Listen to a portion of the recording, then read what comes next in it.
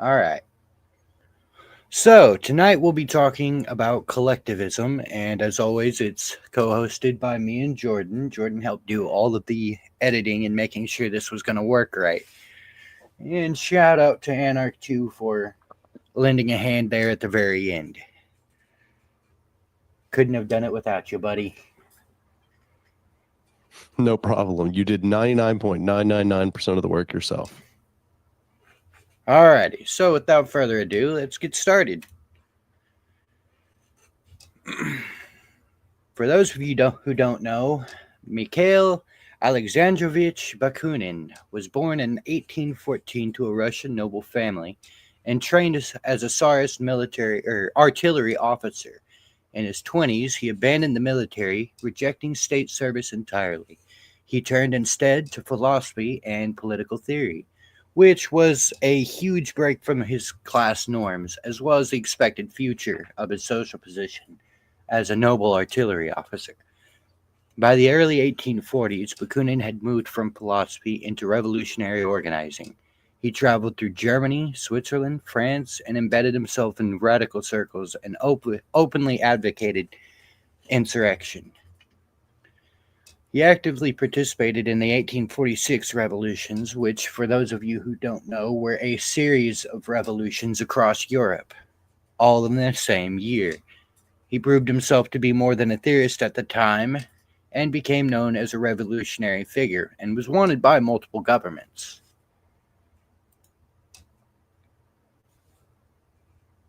In 1849, he was arrested after those failed revolutions, and he was imprisoned in Saxony, Austria, and extradited to Russia and held in the Peter and Paul fortress.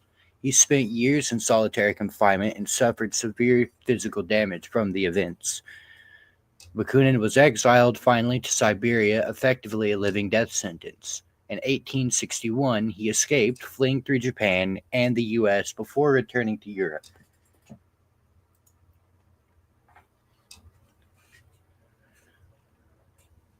So, Bakunin takes the ideals and political currents of the time from anti authoritarian socialism, or as I've learned today, federalists, to anarchism as a coherent revolutionary doctrine. He rejects liberal reform, parliamentary politics, and Marx's ideas of a workers' state, arguing that any state, no matter its class label, will reproduce domination and create a new ruling elite. Against both capitalism and socialism from above, Bakunin fixes anarchist core commitments in place. Those were total anti-statism, collective ownership of the means of production, organization through federations, and revolution from below. Hey, Dom, on your screen, you should close out the chat. I bet it'll make it bigger on the live stream. On my screen, close out the chat. Ah, okay, I got you. Sorry about that, everyone. So, Bakunin introduced collectivism as anarchism's economic foundation. He would go on to battle Marx's ideas directly, forming an international congress of anti-state socialists, carry out revolutions all over the world, and most importantly, he laid the foundations of anarchist ideals. Anarchism is an anti-state in structure, socialist in substance, and revolutionary without transitional authority.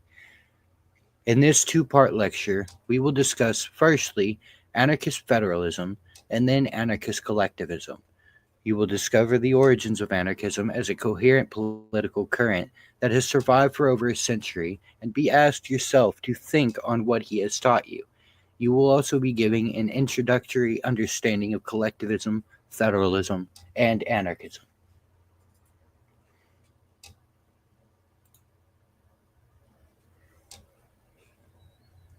Bakunin's earliest writings emerged from the German philosopher George Hegel, but he already inverted it towards rebellion as soon as he started writing.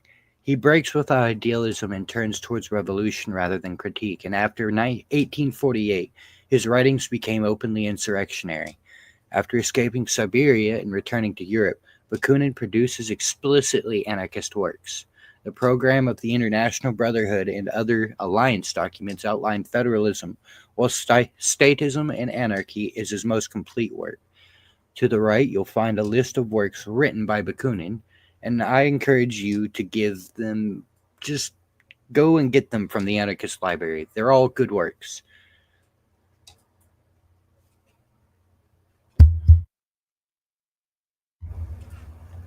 Alrighty.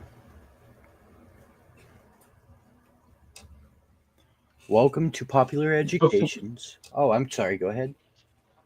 I just wanted to say, before we move on to the second part of the lecture, I wanted to double check. Does anyone have any questions about the first few introductory slides before we move on?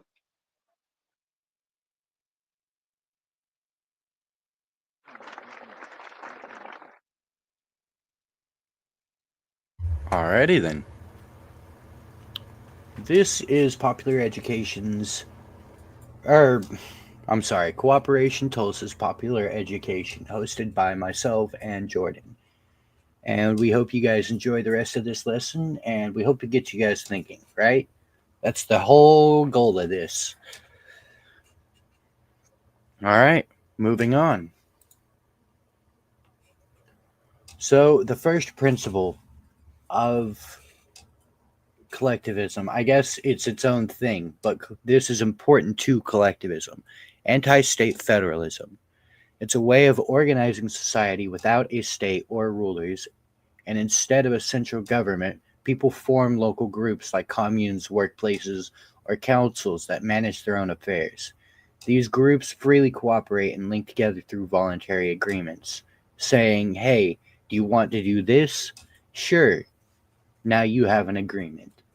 Bakunin developed this idea as a way to combat both capitalism and centralized states, arguing that real freedom comes from self-organization from the bottom up, not control from the top down. In our modern times, this argument is often referred to as horizontal structure as opposed to vertical structure.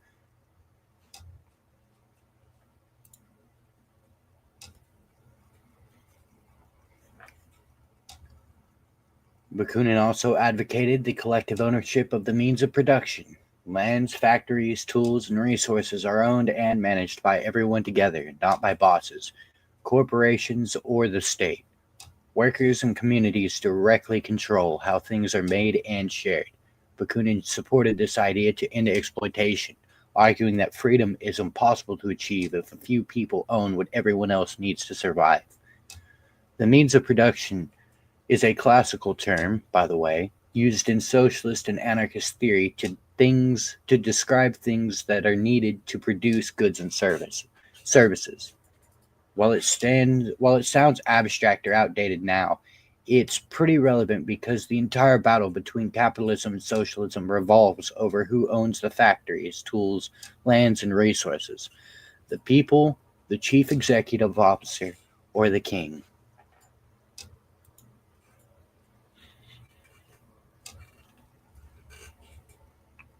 He also advocated the abolition of markets and wage labor, and this is where mutualism and collectivism pretty decisively split apart.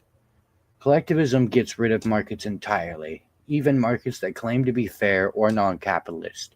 People don't work for wages anymore because wage labor itself is seen as harmful, not something that can be fixed. Instead of buying and selling, communities work together to decide what needs to be made and how goods are shared. These decisions are made through networks of groups cooperating from the ground up, and because of this, collectivism does not include mutualism, individualist anarchism, or any form of anarchism that depends on markets. That includes you, anarcho-capitalists.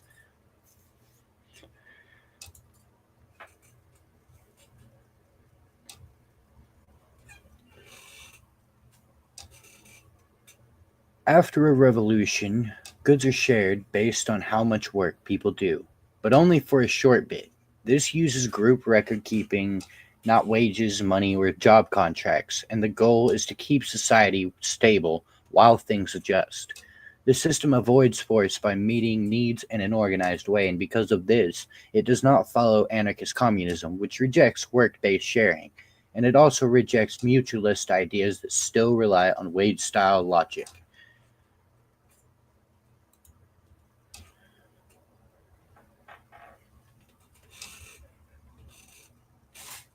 Bakunin also advocated for anti-transitionalism. Collectivism rejects any kind of temporary state, intergovernment, or workers' state. The state is not something it can be reused or reshaped, and it has to be ended. Any system that keeps centralized power or force is seen as a danger to the revolution itself. This is what pretty clearly separates collectivism from Marxism, or authoritarian socialism, and from forms of syndicalism or union-based socialism that accept state-like organizations or authorities. It's important to note that we're not using authority the same way Bakunin would have in his time.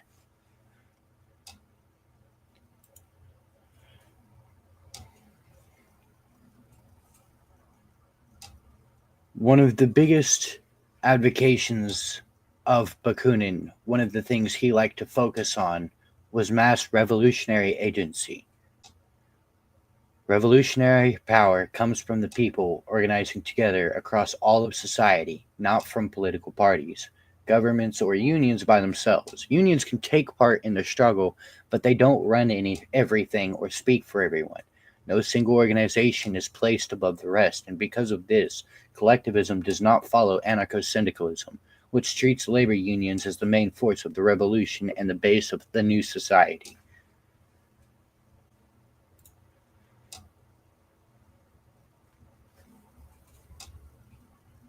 I might mess up saying this, but I'm sure going to try. Materialist anti-theologism.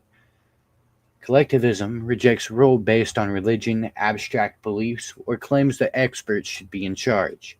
Knowing more does not give someone a right to control others. Ideas and knowledge are meant to be shared and not used as a source of power. This helps prevent societies where scientists, managers, or intellectuals become a new ruling class, and it separates collectivism from later forms of anarchism that allow experts or planners to quietly take authority over anyone else.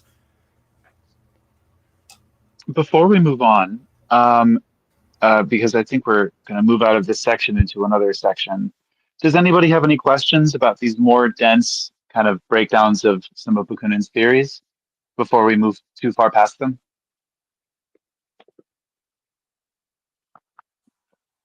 Only question that I had was in regards to the breakdown about markets under mutualism and collectivism. So, say worker cooperatives that are based around ownership of each member working, that would be, say, multiple cooperatives as engaging in like a market action. That would be something that you would expect under mutualist structure, but under collectivism it would be underneath uh, uh, the uh, Soviet or the union that that you're reporting to at a in a decentralized manner. Is that correct?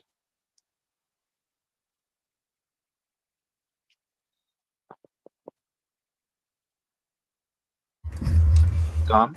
I'm sorry. One more time. Yeah.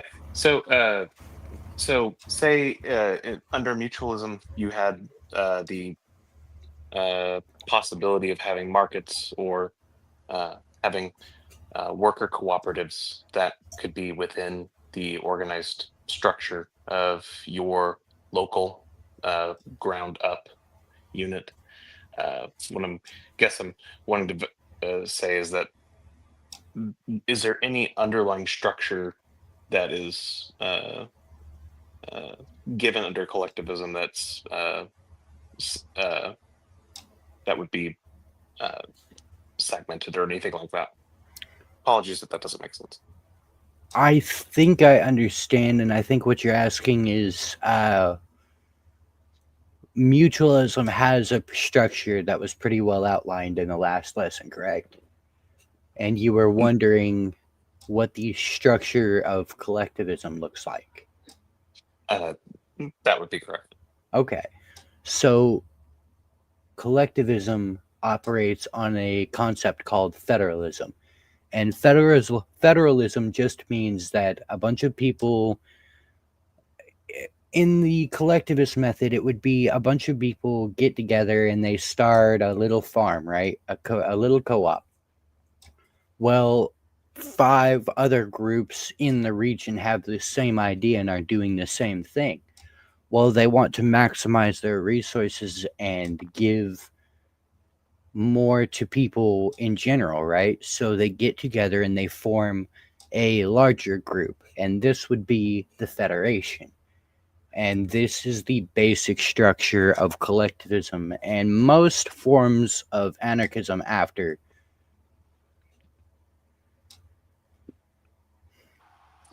Gotcha. I have a better picture of it now. Thank you. Glad I could help. Does anyone else have questions?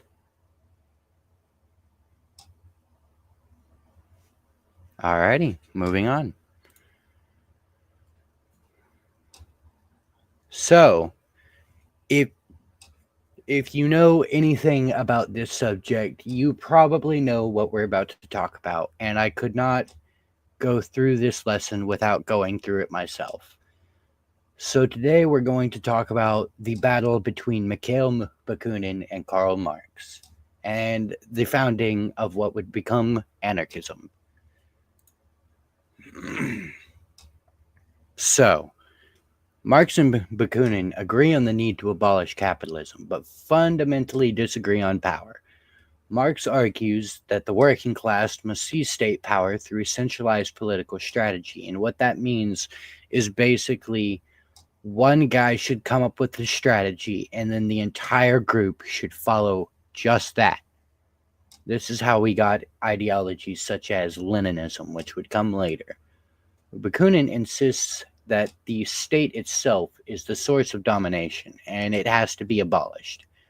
And this theoretical divide kind of crystallizes inside of the First International Working Men's Association, or the First International, where Marx basically kept trying to get the General Council, the leading body of the IWMA, to centralize further and grant more power to the council.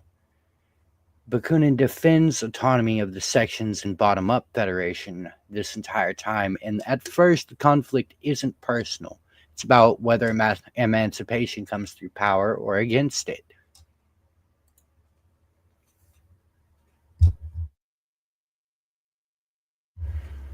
So, Bakunin was anti-Semitic, very, very overtly so. His legacy is rightfully stained by it, and especially in private writings and polemics of the 1860s, where he conflates Jewish identity with finance and authoritarian socialism. This, I feel it's important to note for Palestine's sake, we're not talking about anti-Zionism. We're talking about actual anti-Semitism. And this would be a problem a lot of anarchists thankfully would shed in later years in favor of anti-Zionism, which is more specifically against the Israeli state. Bakunin argued that Marx's theory of the state would merely change who sat at the top, and he accused Marx of promoting scientific socialism as a new kind of authority. Bakunin wrongly claimed that Marx was Jewish and that was the explanation for Marx's politics. And at the same time, Marx responds to Bakunin not only theoretically, but pretty procedurally. He falsely presents Bakunin's alliance of socialist democracy as a secret conspiracy controlling the international. Marx uses selective documentation, control of the way the organization worked, and the General Council's authority to frame Bakunin as a threat rather than a dissident. It was an early example of the bureaucratic suppression inside of socialist movements. And Marx's hands are not clean of bigotry either. In 1844, Marx writes, "What is the worldly religion of the Jew? Huckstering. And what is its worldly god? Money. Money is the jealous god of Israel. in face of which no other god may exist. And Marx also refers to indigenous peoples as savages and barbarians, and explicitly uses racial slurs of the time and contemptuous language about figures such as LaSalle, which we will probably end up talking about more later, which is why I gave not much of anything on it. Oop. I done messed it up. There we go. Now, in 1872, at the Hague Congress, Marx and his allies pushed through changes that would centralize power in the council and explicitly endorse political action through statist structures. Bakunin is expelled at the time on charges of maintaining a secret organization and financial misconduct. They were widely disputed then, and they're widely disputed now. The expulsion is decisive, however, and it marks the end of the anti-authoritarian socialist current within the First International. It marks the split between libertarian and authoritarian socialism. What Bakunin warned about, rule by party and procedure rather than the workers themselves, now becomes reality inside the First International Workingmen's Association.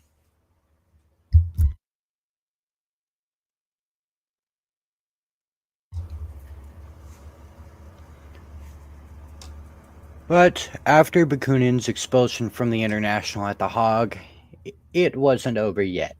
His ideas found a clear expression in the Jura Federation of the Saint-Omer Valley in Switzerland, made up mostly of watchmakers, and these were workers who were already organizing themselves through local autonomy, voluntary association, and a loose federation.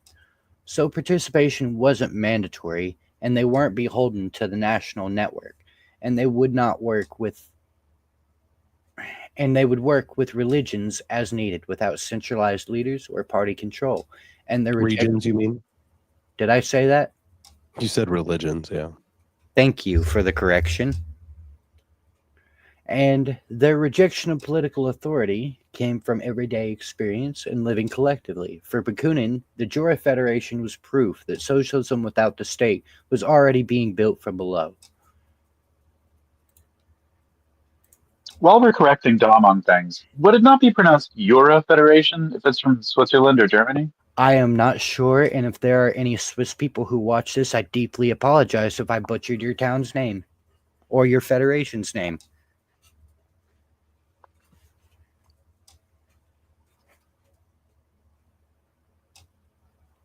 Okay, so it's Jura because it's actually it's French. Fédération Jurassienne. Jura Federation. You got it. Yeah, I'll work on that in private. So that mention of the Jura Federation, brings us to the Saint-Omer Congress of 1872. The Libertarian Socialists refused to submit to the authority of the General Council and walk away from the International entirely. Afterwards, Bakunin uses the networks he built from the Jura Federation and sent out a call to anti-authoritarian socialists all over Europe. Delegates from Switzerland, Italy, Spain, and France convened in the Saint-Omer Valley only days later, and among them are seasoned militants and younger revolutionaries, including a young insurrectionary most of you might have heard of, named Errico Malatesta, and he was drawn by the promise of socialism without rulers. This meeting was organized without essential authority, and it reflected the principles it intended to affirm.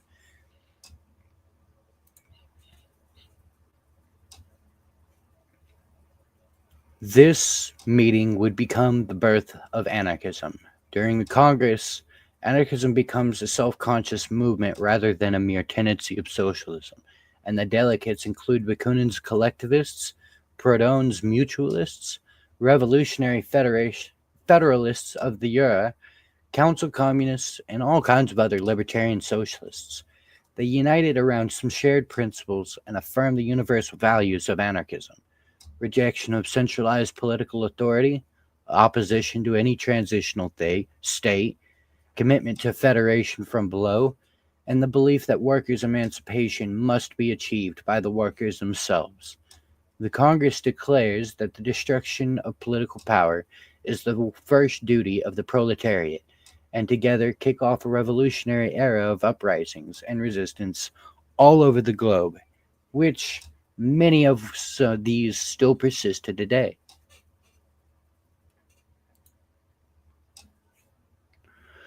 Now, as a fun fact, I'm not sure how relevant it is, but a lot of people might wonder where the black flag comes from, and you might reasonably mistake it for coming from Bakunin, but it doesn't. It comes from the early 1800s in France, Spain, and Italy, and it's a symbol of mourning and refusal. It's cited to begin with Louise Michel during the 1883 Paris unemployment demonstrations, and she marched under the flag, declaring it as a symbol of hunger, death, and rebellion. Michel did not invent the flag, however, she popularized it. You might also be familiar with the red and black flag. This begins to emerge in the 1890s, especially in Spain, but also in the form of cockades by the Italians and also in Mexico. Red is the color of working class revolt, and black is increasingly identified with anarchism by this point. Originally used by anarcho-syndicalists, but it becomes more broadly associated with anti-fascist anarchy after World War II, and it is most heavily associated with the CNT-FAI of Spain.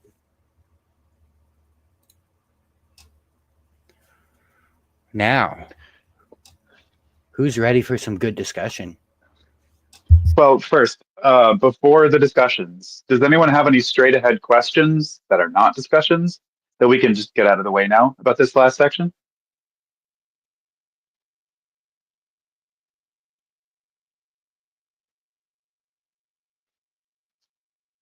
Okay, I think we're good.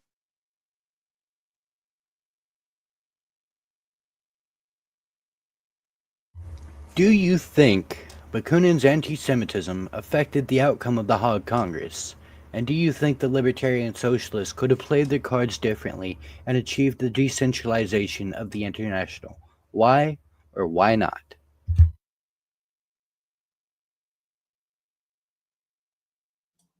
So, from my research of what happened at the First International, Bakunin was saying things that were kind of subtly anti-Semitic before in previous works, but they weren't like as overt as what comes out after he is thrown out of the First International.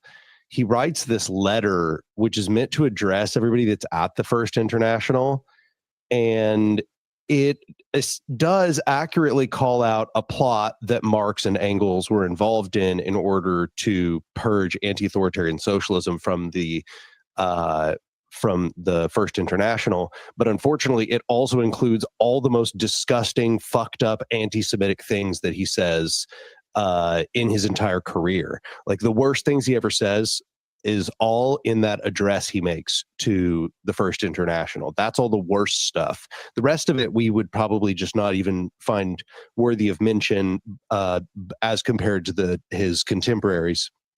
However, what he says in that letter is like really terrible, and even as somebody who was coming at it originally in Bakunin's favor, hoping to just find that it wasn't that bad, I found that it was really, really bad and like shocking, to be honest. We have had this discussion earlier. You could quite honestly describe Bakunin's anti-Semitism at the time of the International as something akin to proto-Nazi anti-Semitism. It was gnarly. Though, to bring up a good, like, and this isn't a counterpoint at all. Like, obviously, anti-Semitism is really bad and really shocking, but it seems to have been quite rampant back in those days. I mean, at this point, we've talked about three different political theorists in two different lessons. I mean, we haven't really gone into Marx necessarily because he's not really a horizontal organizer, but all three of the people that we've discussed, being Proudhon, Bakunin, and Marx, have all had pretty harsh anti-Semitic views. And I know that it was relatively common back in those days, though it's not good. That being the case, how far out of the norm do you think his anti-Semitism was? Not that that's an excuse, but that it does clarify, like, did people see him as an anomaly, or was he just saying the quiet part too loud from their perspective? My impression is a mixture of both. I do think that even because, like, I read Marx's On the Jewish Question as well. And on the Jewish question is like very subtle. It has like the first half of it is satire, which then a lot of people use to dismiss the whole thing as being satire. But the second half of it is Marx actually stating his opinions, and they are very anti-Semitic. However, they're not like necessarily essentialist, if that makes sense. He's not saying that the Jews are essentially all of these things. If you read on the Jewish question, he's mostly just saying like, this is the fact of the matter, is that they are like grubby, greedy sorts of people. But it's not like it has to be that way. It's because of their material conditions, which doesn't make it like good or anything. But, you know, like, at least it's not an essentialist perspective. But what Bakunin says in that letter to the First International contains a bunch of essentialist thinking that's really fucking awful. I wouldn't even want to recite most of what he says about Jews in that letter. Right.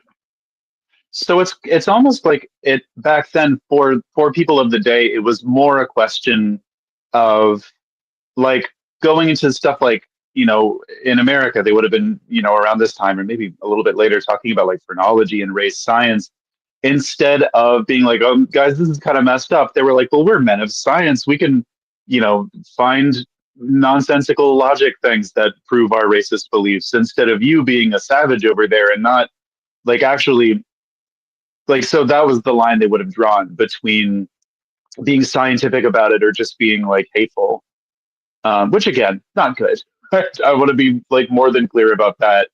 But it is very important, I think, to look at things from the perspective of the time in terms of how people would have seen this amongst themselves, particularly because of the second half of this question. And that is exactly why this question was so important to ask. Because on one hand, a lot of people could probably excuse it for being just the thing of the time. But on the other hand, you also have to realize that these were anarchists, right? Proudhon had already been called out for his misogyny. So who's to say another anarchist of his time in the International wasn't already thinking of, why the hell are you being this horribly anti-Semitic? Right. Well, and on another point, I think that like in terms of like could the libertarian socialists have played their cards differently? There's this kind of dynamic between like anarchists and not just communists, but other kinds of leftists in general, that I've heard in historical examples and also examples from acquaintances of like anarchists being generally like very hardworking and very like, and mind you, these are stereotypes. I'm not saying that all of these things are explicitly true, but like the stereotypical anarchist in leftist spaces is overly trusting and willing to do a lot of work, is just really ready to get their hands dirty. And I think that in contrast, the authoritarian socialist is someone who loves a meeting, and they love like heavily structured things where they can kind of work specific agenda items. And those dynamics in terms of the stereotypes seem to apply to this situation too, a little bit, in terms of like, I don't know, like just this parallel of how it seems like Marx was doing what Lenin would do later in Russia, in terms of trying to thin out the other sides of the civil war on their own side by taking advantage of the structure of things versus, you know, I can't speak to Bakunin as much, but do you think that's fair? I think that what Marx and Engels were doing at the First International, just regardless of whatever you want to say about Bakunin's anti-Semitism, what they were doing was completely duplicitous and was essentially secret scheming, where they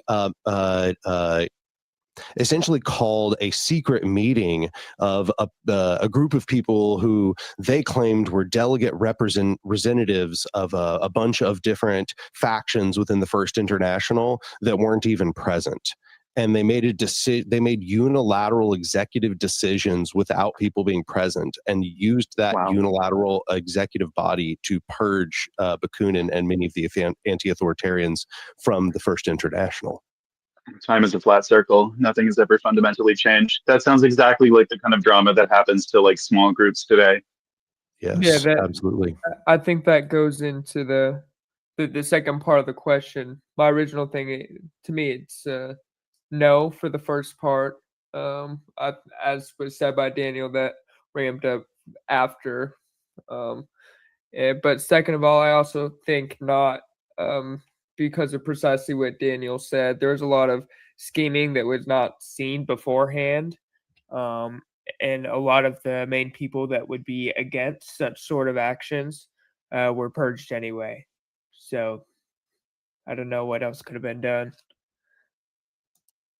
I mean, I think it should be said that if one major thing could have been done differently, it's that Bakunin certainly couldn't have lashed out with an anti-Semitic letter. In the same letter, might I add, where he should have been arguing his point and pointing out the treachery of what was being done. Instead, it was overshadowed by him saying all kinds of vile, bigoted shit. And this is what I'm saying. This is the point of this question, is if Bakunin had argued his point, do you think that the outcome would have been different? Or do you think certainly the communists wouldn't were have been already different. making their plays? So, I'm sorry, go ahead.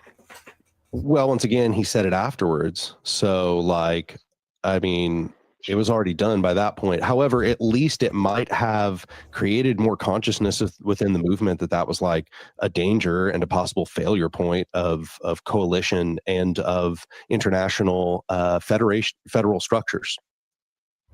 I mean, if we're really going to dissect this, to me, it's a question of, like, obviously what Marx and Engels were doing in terms of the dynamics of the International were trying to paint the anti-authoritarian socialists as people who were like a problem of some kind, like with lots of ways that are like, it was probably multifactorial and not like, for me, the question is how much did their reputation of Bakunin hinge on his anti-Semitism?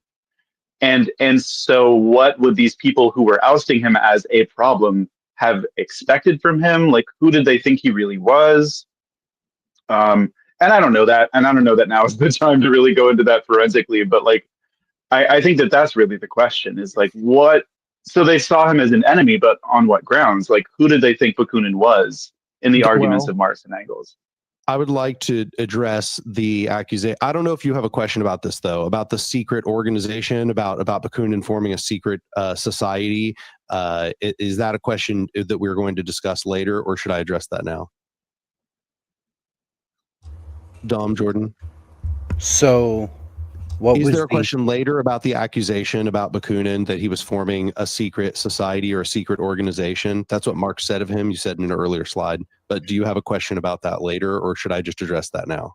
No, you should actually address that, because that is a question I should have put. But first, we should reply to Nail Screw 4784 asking how drastically did the anti-Semitic remarks overshadow Bakunin's point in the letter?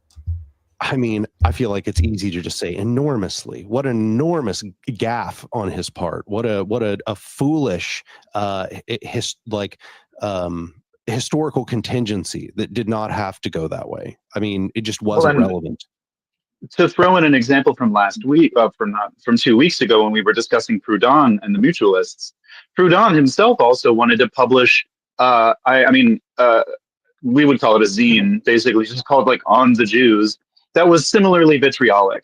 I'd say on a similar level of proto-Nazism. And I think it was his friends that were like, "Hey, don't do this. Please don't do this." So like, people definitely were in the scene trying to be like, "Hey, don't be like that." Just for context. So about the secret society, or that accusation, where that's coming from. Previously, Bakunin's strategy was indeed to form a sort of underground society where it's like secret from everybody else, but everybody inside the society knows that they're collaborating together. Today, we would just say that is a cell with very good operational security. You know, we'd just be like, oh, well, yeah, that would be desirable. But back then, for some reason, having an underground organization that knew of itself across nations and all of that, and was like an international secret brotherhood. Marx saw that as very he was scared of it. I think he was scared of what he had been reading, because Bakunin had been talking about the need for it. It's not as if he was, being secretive about the concept. He was talking about the need for the concept. And I think Marx really, to him, I think, seemed like it must have been some tool for plotting and trying to take undue advantage of the First International. And I think he thought that Bakunin was trying to himself. He thought that Bakunin was the one doing the plotting, using his quote unquote secret society. But nowadays, if we look back on what Bakunin was doing, it wasn't any weird shit like that. Bakunin just had, basically the way he looked at it was, we are being hunted in so many different places, and it's so dangerous to being an anarchist in so many places that we should just have excellent operational security with the organizations we have, and those organizations should be completely covert, where only those of us who trust each other are let in. So just like, once again, a guerrilla cell with really good operational security, but mostly like an information clearing network for anarchists. So Marx was wrong to be paranoid about that. Well, I think that we do have to keep in mind that Marx didn't have access to all of Bakunin's writings, right? Like he only had access to a subset of what Bakunin was saying to other people, and we have 150 years or whatever of hindsight and access to private letters and all that kind of stuff that give us a better perspective on what was going on too.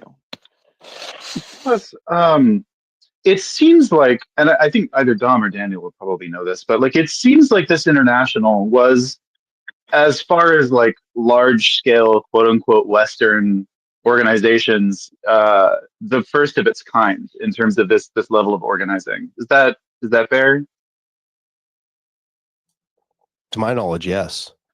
Well, that being the case, I think that there's a level of newness in terms of like all of these people, even, like not just the anti-authoritarian socialists, but everybody has probably been facing a level of government scrutiny from all of this. There's probably a lot of anxiety and paranoia, and like not just that, because as we've learned through the history of everything that's happened from this period that we're talking about till now, that's common for these kinds of groups. But it was new then. It had never been done before, and people didn't know what to expect from it.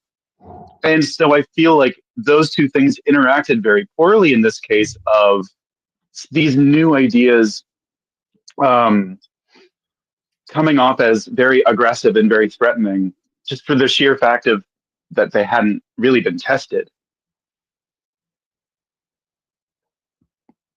I think that's quite possible, yes.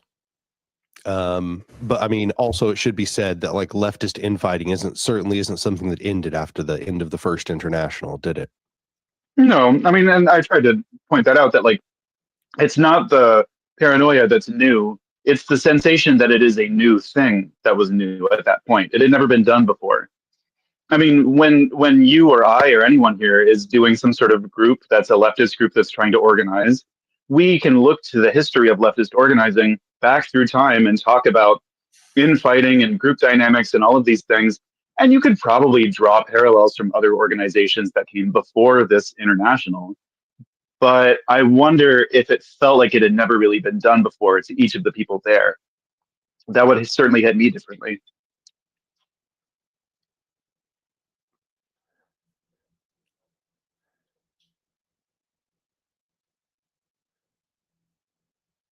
So it's been mostly me and Dom and Jordan talking. Does anybody else have any thoughts?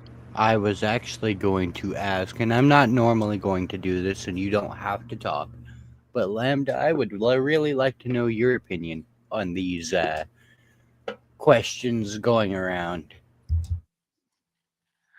Well, personally, there's a history of anti-Semitism that's centered around the fact that under the Jewish faith versus the Christian faith Christianity had tenets that restricted the ability to charge interest on loans and being able to charge interest. And so the ability to go into financial banking based trades was commonly uh, uh, done so with a kind of like a uh, uh, requirement for those that were uh, Jewish to be the ones that ended up working in that field, and that's where um, a a form of like a self-perpetuating pseudo form of power comes from an oppressed group, where uh, uh, the concept of oh uh, we are relegated to only being able to work in the banking industry, and thus the image of being in control of the markets uh, cascades as a discriminatory image of the Jewish faith. So I think that there's the anger towards the markets, the anger towards the banking system, the anger towards the ownership of capital it was that there is a significant amount of misdirected anger towards the uh, Jewish population, and that the basis of a lot of this anti-Semitic rage that grows within a lot of these thinkers at the time is misdirected at this long-standing uh, historical pseudo power that's found in an oppressed group of people that uh, have uh, a pseudo power that's found within their own oppression. I hope that that kind of makes sense. What I'm trying to kind of get at is that the anger that many of these writers had, and that they illogically expressed and built with hate towards people of the Jewish faith, their hatred was in many ways, I think, rooted in their anger towards the markets, their anger towards the consolidation of capital and the consolidation of power and the structures of power that are consolidating. And they misappropriated their anger towards the faith of Judaism whenever it was more something that was de facto of uh, the control of capital or the control of financial power in being able to charge interest. Would be interested in hearing anyone else's thoughts on that.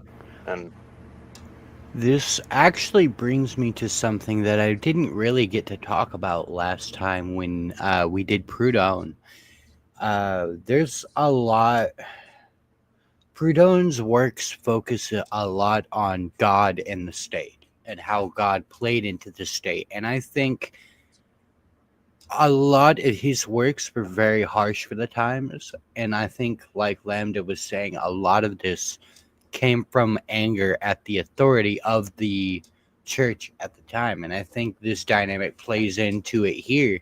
Like Lambda was saying, capitalism had a big effect on how anti-Semitism works, just because it's always been about, oh, Jews have these banks and these markets, and it's like originally Jews were forced to have those banks, and it's always been that way. This goes forward to Hollywood as well. They say Jews run Hollywood, and it's because Thomas Edison tried to persecute them in favor of Protestant Christian movies. And so they went west so they could be free of that persecution and start their own movie business. And I think a lot of this anti-Semitism comes down to things that people don't really look into. And I think Bakunin is exactly a victim of this as well. I also want to make sure that we are paying attention to time. How many questions do we have? We've got There a lot are more, 5 so we better questions get total. started. Yes, we should. That was really good, though. This is Yeah. important to talk about. I think it's essential that we don't skip over the parts of our I don't know what to call them, the people that laid down the philosophies that at least Don and I find it to be really important. As so many people tend to like idolize them and talk down and say that, oh, they didn't do this, they didn't do that. It's not going to do them any justice to pretend that these things didn't happen. So I like that we're discussing it. Anyway, moving on. No, absolutely. That was one of my biggest reasons for asking that question, was to put Bakunin's anti-Semitism right under the limelight, because it's important we talk about these things. Our founders were not perfect by any sense of the word. The theory has always evolved, and we've always shed the worst parts of ourselves as we evolved, because that's how evolution works, right? But anyway, Bakunin argued that any state, even a workers' state, would recreate domination and a new ruling class. Do you think Bakunin was proven right? And are there any examples to challenge this claim?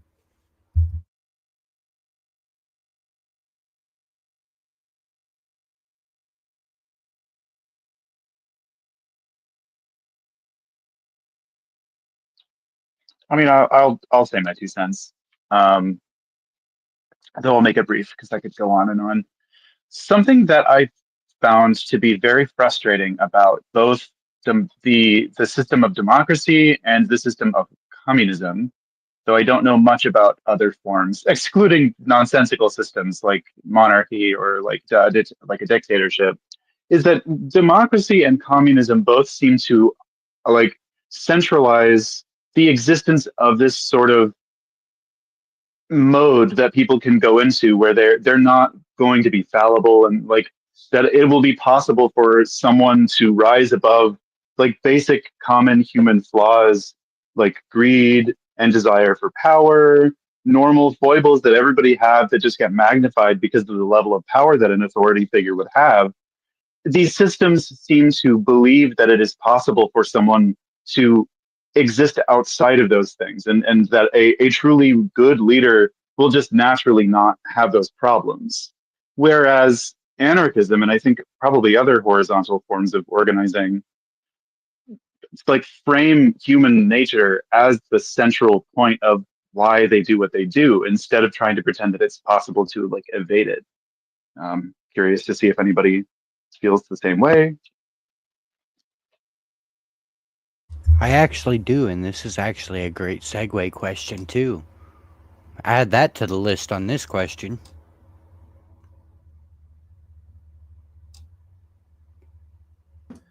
So, when you look at what Bakunin was saying, it comes from a very complex discourse during his time about what a state was and what praxis should be and all of that. So there was a lot of discourse, especially around this topic of what a state is, and Bakunin wrote extensively on what states are and how states are constituted, what is a state, and so on. And there was also a lot of argument over the meaning of the word state in this context of, could we have like a liberatory state?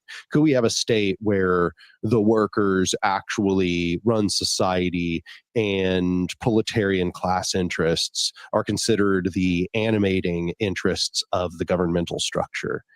And what it really came down to was, it was terminological insofar as that, like, well, it depends on what you mean by state. So, but Bakunin was basically getting across that everybody who was saying they wanted a state sounded like what they were implying was essentially the modern form of representative republic, but with elected technocrats in power instead. And he said that for the workers, this would be a barrack regime. Those are his words. And I think he ended up being very right, especially in what we see within quote unquote war communism and all of that.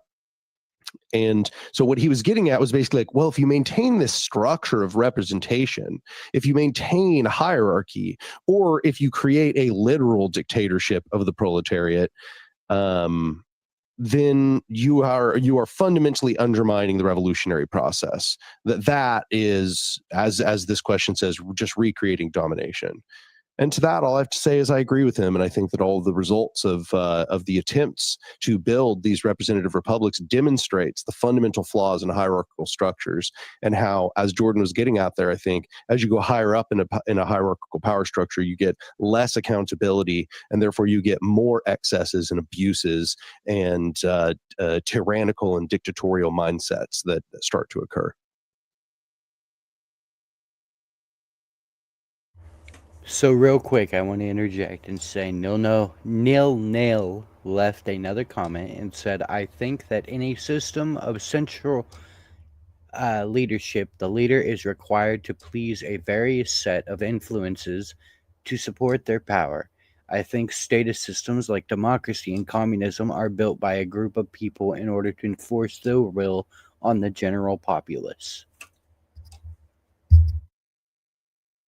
Right. Well, then, like, honestly, there's a really fascinating, and I can't, really provide any of this data. I know that it's there, so I'll just speak vaguely so I don't say the wrong thing. But like, the whole thing about like American democracy is that it is kind of idolizing and framing itself as based on an earlier Roman, and then before that a Greek system of democracy. Um, and I've seen a lot of people frame it as like, oh, Americans got it wrong, but like they really had it much better back in like real democracy was back in the day in ancient Rome. And that's not true either. Like all of these same foibles were still true back then, but with different dynamics and different systems and like different ways that it would go wrong. But it seems to be the same things happening every single time, just kind of ad nauseum. Yeah. I would agree with your assessment, Jordan. I think every time representative democracy, and moreover, pretty much any form of workers' state or any other state of any kind, always leads to pretty much the same outcome. And the reality is, if the workers become the new state, then they have no time to be workers because they're fulfilling the duties of the state. Otherwise, they wouldn't be a very good state now, would they? Oh, there was something I wanted to say that I think we should maybe say before the forum starts going forward. So, like it says on the front of the can, this is an introductory little class.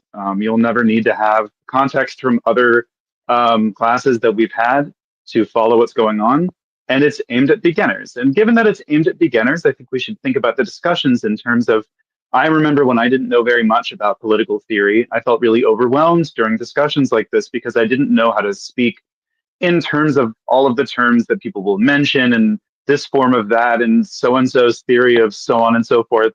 And if there is anybody listening or in the stream that is along those same lines, a beginner that wants to engage and doesn't know how, please feel free to be vulnerable. This is a space where no one is going to make you feel like you can't participate for not knowing the right words.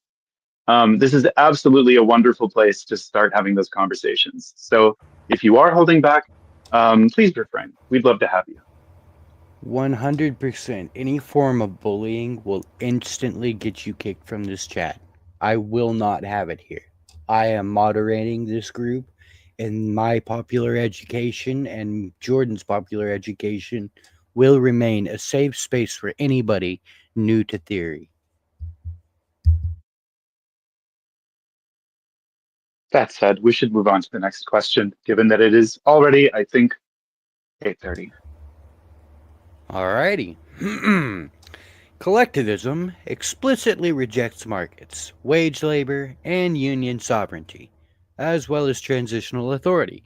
In today's conditions, do these exclusions make collectivism more viable as a revolutionary framework, or do they limit its adaptability as compared to anarcho-syndicalism or anarcho-communism? And I think it's important to note here, because we haven't had the lesson on sin or com. Anarcho-syndicalism is the method of revolution that uses unions as the central organizing structure for the revolution, and anarcho-communism focuses on the theory of mutual aid by Pyotr Kropotkin.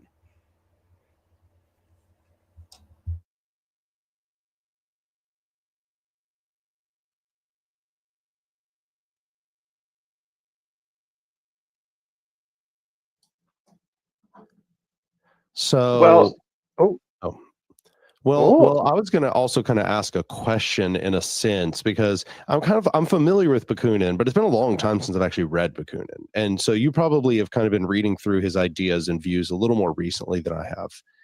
And my impression was just that, like, Bakunin was almost like the precursor to anarcho-syndicalism in a sense. Like, he was very much about unions working together, but also about just like workers directly controlling the means of production, and this like all being worked together into a federal structure. You know, that's sort of what the anarcho-syndicalists are aiming for. They just have a more structured program for using unions and federations of unions and trade unions specifically, perhaps, in order to carry out that revolutionary activity. So I'm wondering, kind of in your mind, do you think that there is like a big distinction in his union strategy as compared to, like, say, anarcho-syndicalists or something? I think, as a whole, anarchist theory comes off like a family tree to me. Once it goes from Bakunin as, or Proudhon as like the eldest in the sense of our founders who really made theory and got it out there, and then you get to Bakunin, and from Bakunin we start spreading out. I think there were bits of both anarcho-syndicalism and anarcho-communism in Bakunin's works, and I think both of those theory or methodologies really come down to specifying or developing on Bakunin. Especially on the social anarchist side, it all kind of just really roots to Bakunin in a very real way. That's why I don't really agree with people who just want to like ignore Bakunin because of his anti-Semitism. I'm just like, no, he's pretty important nonetheless. I don't think we can just throw him away. Like, he had a lot of important stuff to say, and a lot of what he said ended up becoming very influential on many later anarchists who didn't have anti-Semitic views. So it kind of seems like silly to act as if the strategy is can just be thrown out, and so I appreciate talking about Bakunin. But no, he was like kind of the beginning of this approach. So I kind of, I wonder, so in your mind you're like, no, it is really similar, but distinct in a sense. And I guess for me, and perhaps this is what I think it was Lambda earlier was asking, is kind of like trying to distinguish the branches from one another and doing those fine distinctions.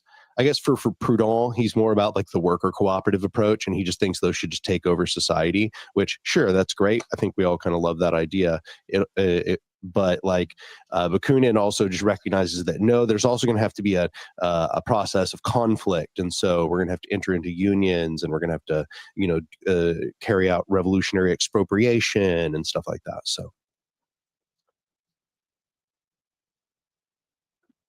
So one thought that I have on the question itself, specifically being the rejection of markets and wage labor, and also not holding up unions as the center of the movement, but placing them as a very important part of the federated groups of neighborhood associations and unions and collectives, and people have organized, sort of federating and working together as they see fit. I think that, in a void where anything is possible, I can see that as a system that would look really good. And I understand, seeing as the way that, authoritarian communism has tended to go whenever people at least claim that they're doing it. Transitional states are problematic for a few reasons. Again, referencing that whole human nature thing. But I think that there is still something to be said for the fact that we are living in a very densely, extremely capitalist world where not just products, but many forms of human interaction themselves have been turned into something transactional. And there are many people living in, at least in the United States, that are not used to dealing with people on people's terms and are used to there being highly structured scenarios and exchanges to every level of their interaction with somebody. And to go from that to like this kind of framework that we're discussing here would be very drastic. And I know that in the lecture, it's addressed by saying, well, there is a transitional period where it's like people are receiving resources based on work. But that still seems like it would be just a nightmare of logistics to sort through. So it is a very good question. It would be a really rough transition, I think, no matter who takes over. But I'm curious as to what people think of that.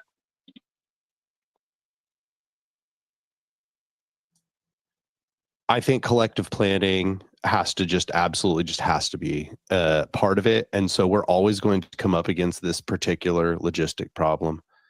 But yeah, That's true. It's always going to be, it's always going to be something we're going to have to organize around and figure out how we're going to address. And so, you know, my position is just that we have to like get better at doing it, get better at planning together, get better at compromising, at thinking up plans, at using collective intelligence. And I think it's something that we develop by doing it. And so that's why it's so important that we start at the bottom level already embodying that horizontal method, is because we're going to have to learn to do it at bigger and bigger scales as time goes on. And we want to acculturate people to the methodology.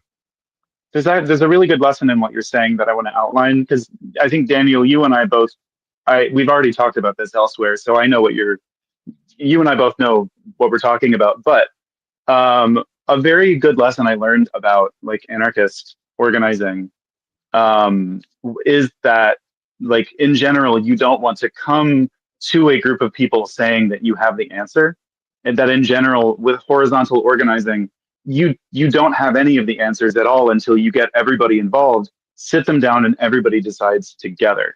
This really isn't the sort of system where, much like we're discussing now, you would work out all the kinks for your perfect society and then hit play on this thing you've written and watch it all play out before you. It's a collective conversation. And it's totally okay to not know the answers, because, you know, you're not everybody in your city or your neighborhood or your country. How could you possibly know the answers to any of these things? I feel like it's probably important to say that more clearly, because it's a good lesson. So time check, we got 20 minutes. All right. We might go over, I guess. Yeah, I definitely said at the beginning we were absolutely going to go over. This is Bakunin and collectivism we're talking about. Hello, Badger.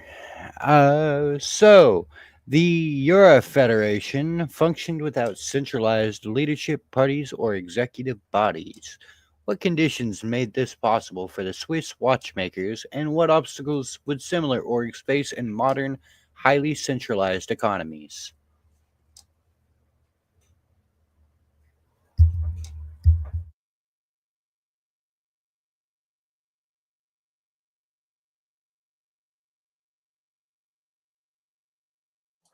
I mean, all I can do is like speculate. I think, I guess I would assume it's probably because they own their means of production to a significant degree, right? Like the fact that they you know, the watchmaker isn't probably using some large scale like steam powered machinery that only a wealthy person could own. And that probably changes a lot about how they're allowed to organize. I mentioned this last time when talking about Proudhon, but I think it's still relevant for this period of time too. That, like, it's not pre-industrial, obviously. Like, people are already talking about factories in some of these international discussions, but watchmakers feel like an artisan type business, where like Daniel, you were saying that, like, these are smaller workshops with smaller tools that people probably own, that are a lot more localized, where there's a lot more control and a lot more space, versus a larger industrial scenario. I mean, you know, someone like an artisan who's highly skilled and so has a degree of job security is going to have a lot more control over what they can get away with than someone like, say, what I do for a living, which is delivering groceries for Instacart, where I'm quite literally extremely replaceable. And there really isn't a lot of leeway, which is what makes unions a lot more tempting for those sorts of things, because then it's about collective power. Not that that refutes any of this, but it's a very important dynamic change. If we're talking about these ideas applied to modern, highly centralized economies, that's certainly the first stumbling block, I think. I think it's important to note a variable here that in the case of like modern times, there are a lot of small time crafters. Like you can go to pretty much any city festival, especially in Oklahoma, and you'll see all kinds of little crafts made by just regular people running their own kind of thing by themselves. And it's interesting, I think, to note how such small artisan crafts are starting to make a comeback.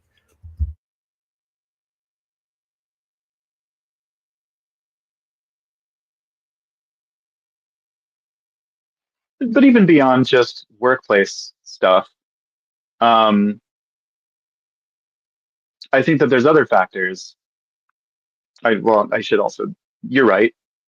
There's a lot of different work. It's not all industrialized, like isolated work situations. There are a lot of smaller environments, but even beyond workplaces, I think that there's a lot of other things today that like would make these sorts of things difficult. Like there's a lot more surveillance today, and there's a lot fewer spaces that feel like they're more collectively owned.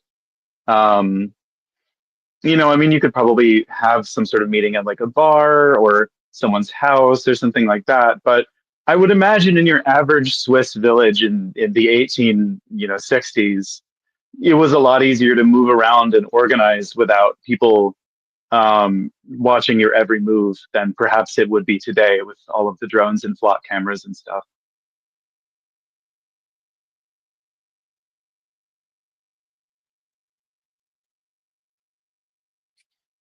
I think with the uh, watchmakers, the concept of having a cohesive series of works and a cohesive series of experiences and training and trade that's from start to finish.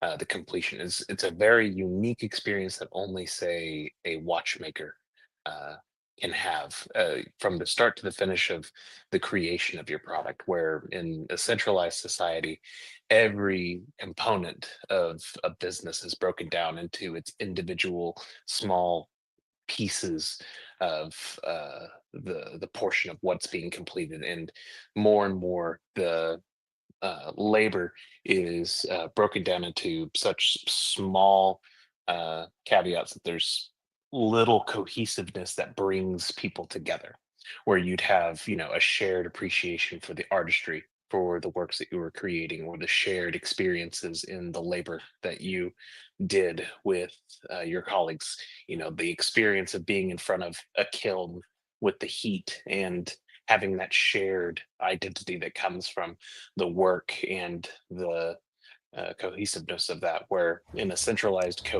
society things are broken down into small pieces to the point to where it is a compartmentalized small action that's just uh, difficult enough to where you can have a shortened wage that doesn't meet the criteria of a full-time trade or being a full-time position, and instead is just a task. So there's that absence of that cohesive or that shared love for the artisanry that goes into the work.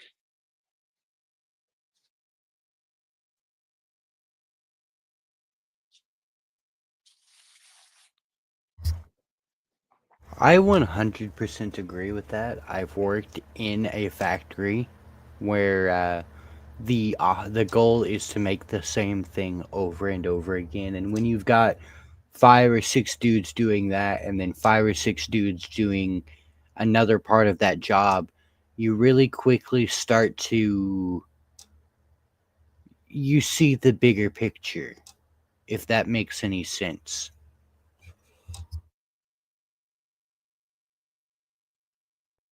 So I guess what we're kind of implying here, but we haven't said directly, is that when somebody has the full picture view, they may be more likely to want to engage in federative, directly democratic, deliberative democratic or democracy, some form of deliberative or participatory democracy. And I guess because that is a system which reflects a similar kind of knowledge about planning society as a watchmaker has about the watchmaking process, which is a beginning to end artisan process, I suppose, is what Lambda was pointing out. And I like that. That's a very good a note to make. There's also an underlying relationship between education and action here, whether it's on the job level of knowing enough details about your job and your craft and how to do it that you can execute that knowledge, but even beyond that, like knowing all of the goings on of the company and knowing a lot of relevant history, like learning about things like this, for example. I mean, I can think of so many examples. Like it's pretty common for workplaces to do things like I've seen a boss lie about workers' comp or disability pay, relying on the fact that they don't think that people are going to understand that that's an actual right that they have. Similar to that, if you don't know the relevant historical context of the situation that you're in, then it's going to be a lot harder to take any kind of action to do anything about it.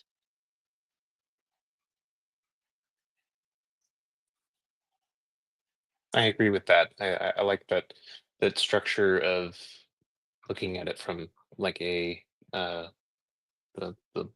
whole view versus a spread view, like a trying to view as say inside of a corporation, you act as if you are a individual cog or a component of a machine that is not whole in its entirety, where the uniqueness of the artisan work is from start to finish. You have a full to say from start to finish, the beginning and the creation of the artwork, the shared celebration of the work that you're doing together, and the shared celebration of the output of what's being created, because you're all each individual independent workers that have each their own independent set of skills that can work independently of each other and are given that agency, and honoring that individualistic representation of yourself and actualizing yourself as like an individual,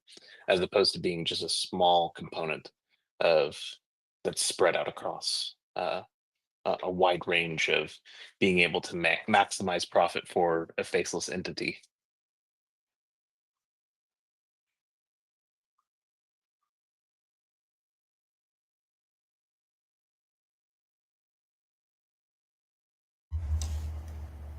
All right, so the next question is, Bakunin warned that scientists, intellectuals, and administrators could become a new ruling class even under socialism. In a world dependent on technical expertise, how can movements prevent knowledge from turning over into power without embracing anti-intellectualism? Just to get one thing out of the way, like I was saying, I feel like the first thing that the first stumbling block here is that there is this belief that like general populaces cannot handle specialized information about certain things. I don't think that that's true. I think that right now they can't handle it because people aren't used to having those veins accessible to them. And college is such an unapproachable force of higher learning that a lot of people don't really even bother to try. But that like if we can get rid of the idea that it's not possible for anyone other than an expert to be able to understand these highly technical things, and change how we distribute information that will then remove this possibility for there to be a monopoly on that kind of information.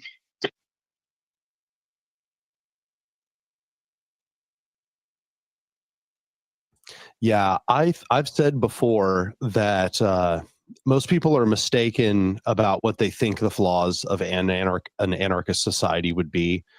They think it would just be like chaos and like, oh, it'd be so uncoordinated and nothing would get done because supply chains wouldn't work. And no, I don't think any of that's true. I think the actual flaw of anarchism is that it has a high tendency to move towards technocracy, because people are, there's like a, if people are trained to want direct democracy and they're trained to want horizontalism and want self-empowerment and collective empowerment, then that society will move towards those tendencies. But if social acceptance or there's not like enough fire in the heart of the people to maintain that system, and they just want to stop making as many decisions, they're kind of feeling like overwhelmed and they want to offload their cognitive burden, they're most likely to give experts power to carry out mandates. They're going to make like really expansive mandates where people have like permanent delegated power. It's not like actually permanent, it's revocable, but nobody's going to revoke it because they wouldn't prefer that expert makes a bunch of decisions and they can just go back and chill and make broad decisions and decide on other things that aren't this, man, I don't want to talk about nuclear power all day long, that kind of shit, right? And they're like, oh, have the nuclear engineer make all the decisions. I think that is how you could get a very bureaucratic and technocratic society. That could be an outcome if people don't hold on to if they don't want to make decisions for themselves, and instead what they want to do is give power, delegate a bunch of experts to make most of the decisions for them. I think that's a real flaw in anarchism.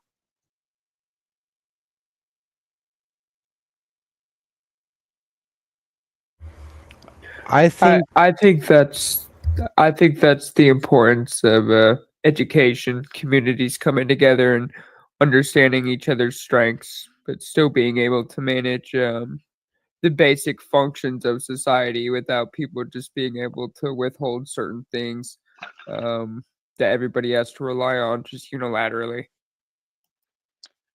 Well, there's also something to be said about the fact that this would also be a highly federated society, wherein and an important aspect of like federalism is that there's no central body organizing a society at all, really. That like there might be a group that is like a scientific, collective that likes to research these specific things, that for a specific project starts to work with a larger group about something like like power for the community or like a space exploration thing, but they wouldn't be inherently tied to that community.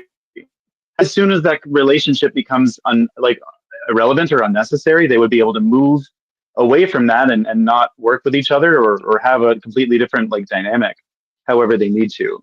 Whereas now, where everybody's tied together through all of these relationships that have to be completely irrevocable.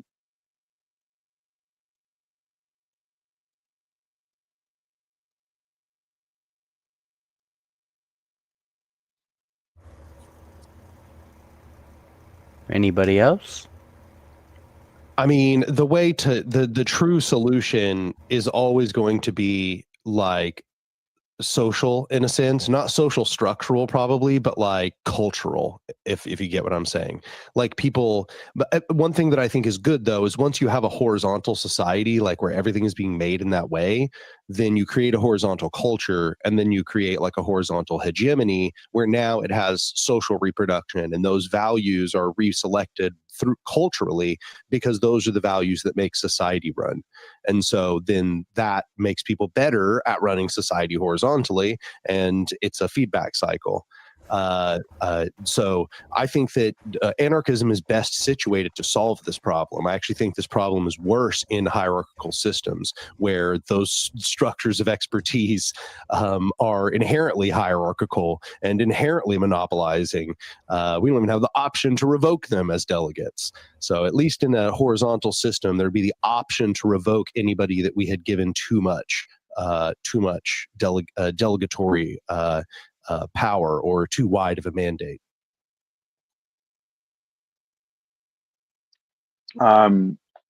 Like imagine, for example, that something that will happen a lot with large scale developments, like these data centers, for example, but also things that are generally not quite as toxic, like just a large scale power grid update, or like switching to fiber optic and having to do a bunch of digging up things.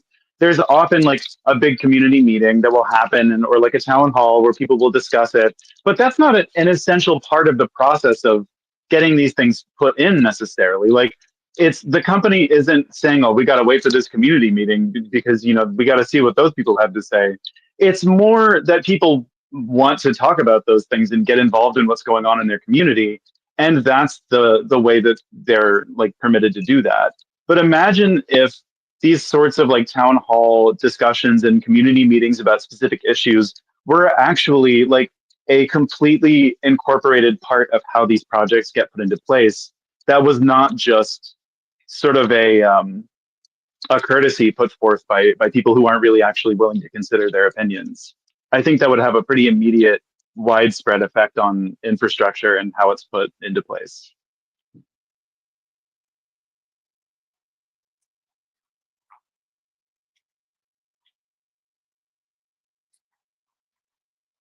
I think a interesting dynamic where I think it shows the value of decentralized organization of intelligence versus a centralized organization, and how it can be a hindrance is with so from an experience working in technical work, from software development and from a code development perspective. I've had many experiences within centralized leadership where the moment that you are able to be considered a such and such engineer is after you have attained specific certifications that meet the standards of, say, Microsoft or AWS, which are arbitrary financial uh, centralized metrics that don't really tell you about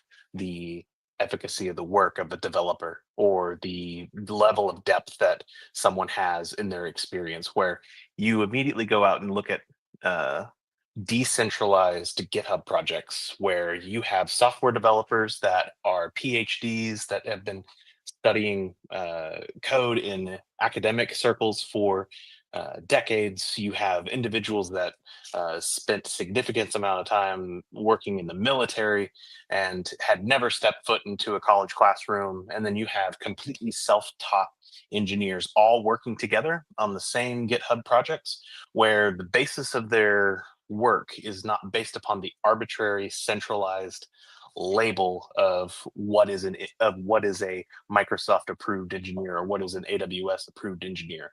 And what you'll see is that the GitHub projects or these decentralized approaches will immediately and rapidly produce significantly more powerful or more uh, or technology that's cracked in an immediate sense. Something that you see is, why is it that open source tools seem to, whenever they get absorbed by Microsoft, to seem to die at the point of whenever they go up into the technical leadership? And it's because it goes through those centralized layers where it's no longer a basis of a depth of education or a depth of the experience working with code. It becomes a gamified commercial layer that you have to break through. And so that decentralized organization of technical developers and software engineers that exists on the internet is a perfect example of how you're able to have a wide range of experiences that are not necessarily coming from the same institutions that clarify that they're the perfect engineer, but are able to produce more effective and better software in the long run.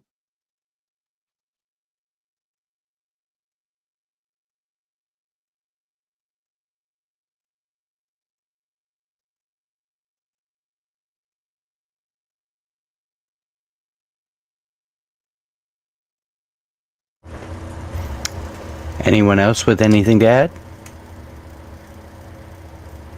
All right.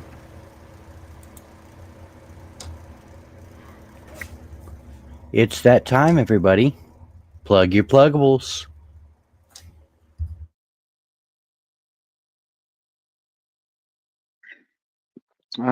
I'll start.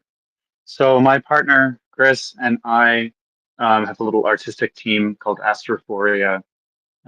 We do a variety of projects. Here in the new year, we're going to be starting again the second annual Archive of Loneliness, which is a zine project that tries to find more isolated queer creators and kind of put them all together to make stuff around loneliness and reflecting on coming together and making new things. Last year we had a huge grant, and this year we have nothing. We're doing it totally low effort. So if you want to see what we do, you can go to astrophoria, PHORIA.org, and check it out.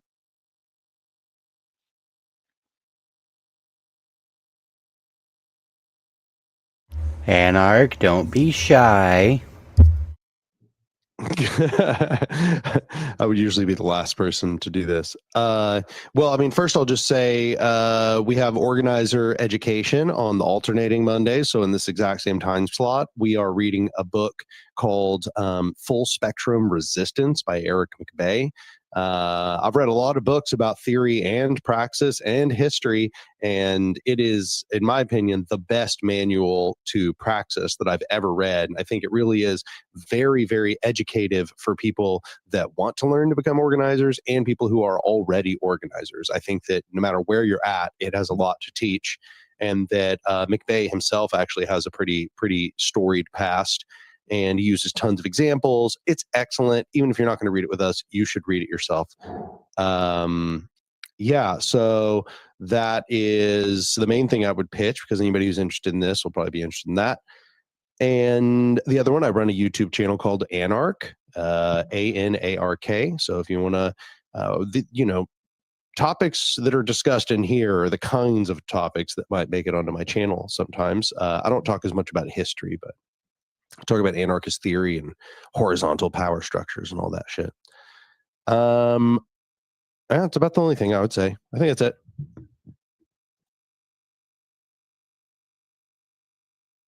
I just want to for also, if you like things like this, learning about organizing, just get all the resources you can. There's a wonderful group called the Center for Especificismo Studies. And Especificismo is the Spanish spelling of that word.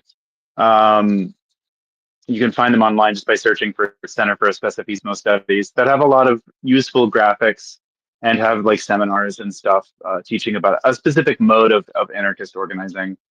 So you could check that out too.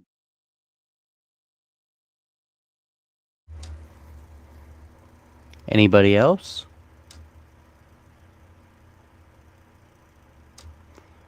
All right, well, I waited till last because I've got a lot to say. So, my Substack, Roses and Resistance, has a lot coming up for 2026. We plan on expanding a bit. We're not sure what that looks like quite yet, but it's going to be a lot of fun. So, go check us out on Substack, Roses and Resistance.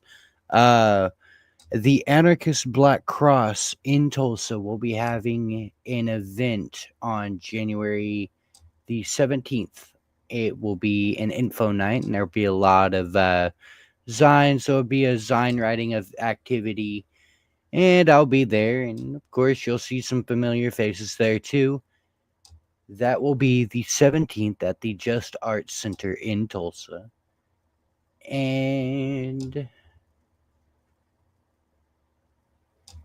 Popular Education next, I guess not next Monday, but the Monday after that, what do you guys think we should talk about, huh?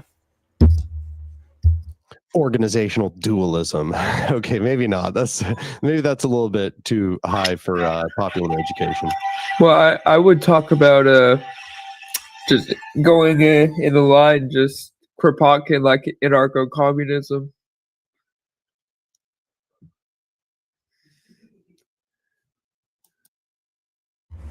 Do we have a consensus on anarcho-communism?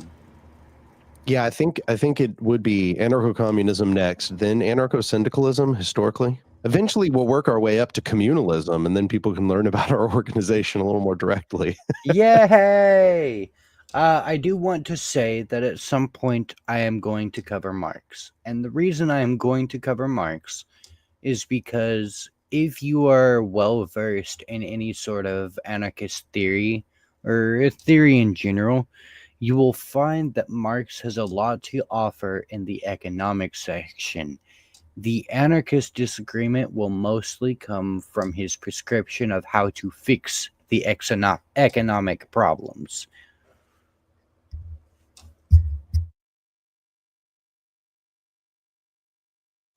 Oh yeah, I would advocate that we cover Marx if we didn't. And I actually think there's also a very libertarian socialist reading of Marx.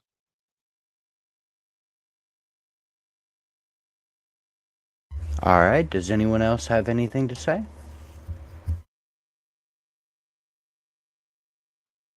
I don't really know about the history of anarchism to have a straightforward opinion. So if I could be the president, beginner, I used to understand Jordan, the range of anarchists. Yes. you are cutting out real bad. Well, that's annoying. I'm doing anything different. You Wait, sound I'll very just much... message you. Okay, you sound very much like a robot right now. I'm sorry about that. It's okay.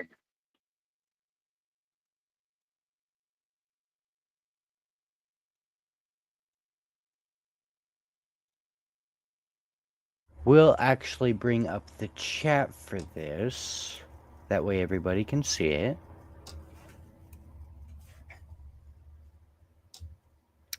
I guess that's not going to show in the presentation, so whatever, right?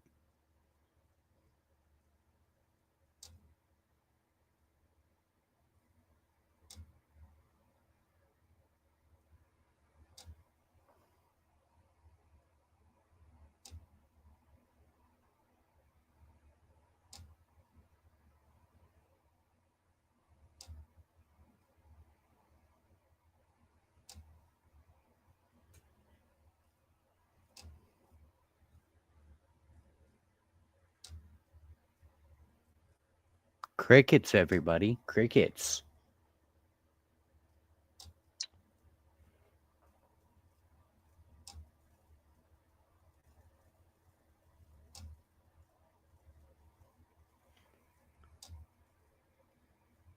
We're still going to... Yeah, there we go.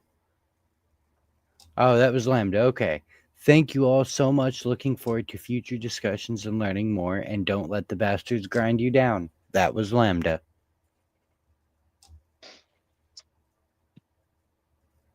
Am I still sounding like a robot?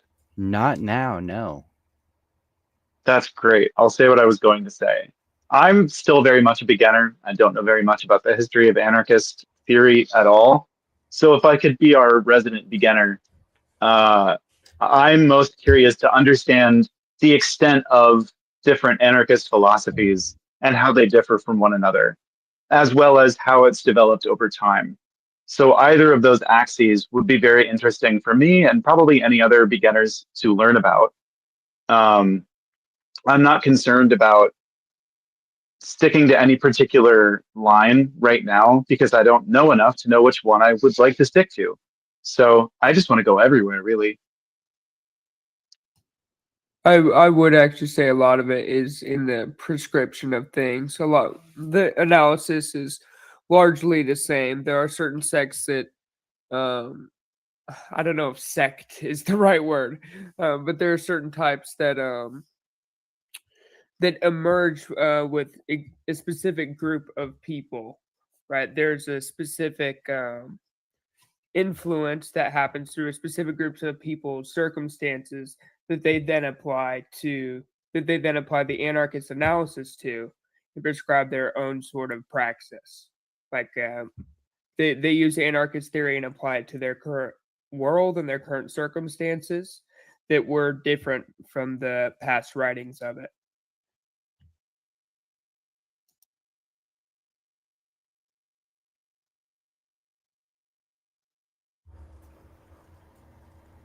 All right, is that everything for the night, guys?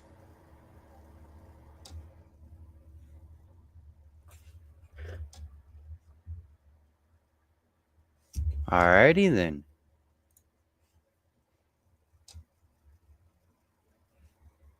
Little picture of the Sandomir Valley. Have a good night, everyone. And this was Popular Education, presented to you by Cooperation Tulsa and hosted by me, Dominic Black, and Jordan Wright. Woo! Thanks for doing this, y'all. I'll see you soon. Have a good one. Oh my god. Dang, the heart really had a strong emoji sound react there. Jesus. Okay, good stuff. Anyway, see y'all later. Bye-bye. Bye. Have a good night, everybody.